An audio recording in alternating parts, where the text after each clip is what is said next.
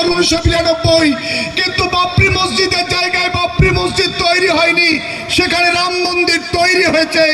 তারপরে একের পর এক কালা কানুন, 3 তালাক বিল আনা হয়েছে, কাশ্মীরের স্বায়ত্ত শাসন কেড়ে নেওয়া হয়েছে, দলিত আদিবাসীদের জমি জায়গা তাদের নাগরিকত্ব কেড়ে নেওয়া হয়েছে, এনআরসি সিএ করে বিভিন্নভাবে মানুষকে সন্ত্রস্ত করার চেষ্টা হচ্ছে। আমাদের কবরস্থান, আমাদের ঈদগাহ, আমাদের মসজিদ বিভিন্ন সময় কেড়ে নেওয়ার ছক হয়েছে। কিন্তু এই মুহূর্তে 2025 সালের 2রা এপ্রিল লোকসভায়, রাজ্যসভায়, পরবর্তীকালে রাষ্ট্রপতি দ্রৌপদী মুর্মুর স্বাক্ষরের মাধ্যমে সেই ওয়াকফ সংশোধনী বিল আইনে পরিণত হয়েছে। সেই আইন আজকের কি আইন বলছে? যেটা ওয়াকফ সম্পত্তি আল্লাহর উদ্দেশ্যে দানি মুসলমানরা দান করে গেছেন, সেই ওয়াকফ সম্পত্তির উপরে মসজিদ হবে, কবরস্থান হবে, ঈদগাহ হবে, খানকা হবে, মাদ্রাসা হবে, শিক্ষা কেন্দ্র হবে, স্বাস্থ্য সেবা কেন্দ্র হবে। কিন্তু সেই সমস্ত ওয়াকফ সম্পত্তিগুলো সরকার বকলমে রাষ্ট্রের কবজায় নেওয়ার জন্য একটা কালা কানুন তৈরি করেছে। ওয়াকফ বোর্ড এতদিন মুসলিমরা পরিচালনা করত, সেই ওয়াকফ বোর্ডে অমুসলিমদের প্রতিনিধিত্ব সুনিশ্চিত করেছে এই আইনের মাধ্যমে।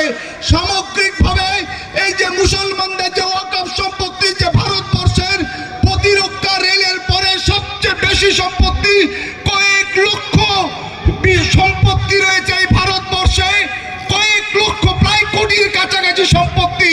সেই সম্পত্তি কেড়ে নিয়ে আমাদের ঈদগাহ, আমাদের মসজিদ, বাবরি মসজিদ জ্ঞানব্যাপী মসজিদ নয়, প্রায় ভারতবর্ষের প্রায় অধিকাংশ মসজিদ কবজা করার জন্য, কবরস্থানকে কেড়ে নেওয়ার জন্য, খানকা ঈদগাহগুলোকে দখল করার জন্য এই কালা কানুন এনেছে। এই কালা কানুনকে আটকাবার জন্য সংসদে আমাদের বিভিন্ন বিরোধী দলের নেতারা তারা জোট বেঁধে, ইন্ডিয়া জোট, তারা লড়াই করেছে, কিন্তু সংখ্যার জোরে সেখানে তারা হেরে গেছে। বিজেপি জোট সেখানে জয়ী হয়েছে, কিন্তু তারপরে ওরা হয়তো সংখ্যার জোরে ছলে বলে কৌশলে রাষ্ট্র ক্ষমতা দখল করে ওটা পেরেছে। কিন্তু জাগ্রত জনতা, ভারতবর্ষের হিন্দু, মুসলমান, শিখ, ইসাই যারা ভারতবর্ষকে ভালোবাসে, এই যে আইন তৈরি করেছে ভারতবর্ষের সংবিধান বিরোধী আইন, তাই সবার দায়িত্ব এই সংবিধান বিরোধী আইন, আর্টিকেল 25, আর্টিকেল 26, আর্টিকেল 29, আর্টিকেল 14 প্রত্যেকটাকে উল্লঙ্ঘন করছে, প্রত্যেকটাকে সেখানে ক্ষতি করছে। তার বিরুদ্ধে আজকের এই ওয়াকফ আইন তারা তৈরি করেছে। সেই কারণে সবার দায়িত্ব এর বিরুদ্ধে রুখে দাঁড়ানো। আজকের মনে রাখবেন, 232 জন এমপি, মেম্বার অফ পার্লামেন্ট লোকসভায় এই বিলের বিরুদ্ধে ভোট দিয়েছে। তার মধ্যে 40 জন মুসলমান, বাকি সবাই 192 জন হিন্দু ভাই এই বিলের বিরুদ্ধে ভোট দিয়েছে। ফলে তারা আমাদের কাছের মানুষ, তারা সত্যের সেবক, তারা এই মোদির আইনের বিরুদ্ধে তারা রুখে দাঁড়িয়েছে। রাজ্যসভায় সেখানেও প্রায় 92 জন, তার মধ্যে 12 জন মুসলমান, 80 জন হিন্দু ভাই রাজ্যসভায় এই বিলের বিরুদ্ধে ভোট দিয়েছে। তাহলে হিন্দু ভাইরা, তারা মেম্বার অফ পার্লামেন্ট লোকসভা এবং রাজ্যসভা, তারা এই বিলের বিরুদ্ধে, কিন্তু তারপরেও তারা আটকাতে পারেনি। আমরা পথে নেমেছি।